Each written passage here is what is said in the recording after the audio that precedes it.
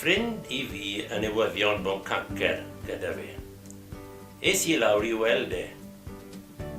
O'n I yn agedioniaid dy gilydd yn gwneud gwaith pwysig o roi gael Duw I bobl. Oedd yn naturiol I fi darllen rhywbeth o'r gair I fe.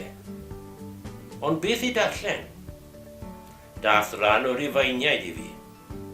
Pennod 8, adnodau 37 I 39.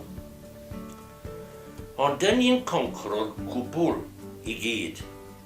A mwy, am fod y Meseia wedi caru ni, dwi'n hollol sicr bod dim byd yn gallu'r gwahanu ni oddi wrth ei gariad e.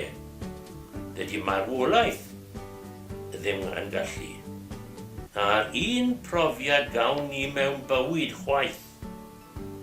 Dydy angylion ddim yn gallu.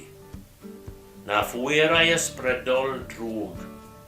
Dim byd yn y presennol nac yn y dyfodol. Dim byd yn millderoedd eithar gofod, nac yn nefnderoedd y ddeiar. Na, does dim yn y bydysawd yma greu Duw yn gallu'n gwahanu ni oddi wrth gariad Duw yn ein harglwydd ni y Meseia Iesu. Y reswm o'n I darllen y rhan hyn o'r sgrythur oedd hwn. O'n I mofyn I fe gwybod bod Duw yn ei garu e, a gallu dim byd yn gwahanu ni o gariad rhyfedd hwn. Gwedodd e ar y diwedd bod yr ysgrythur wedi bod yn bendith iawn.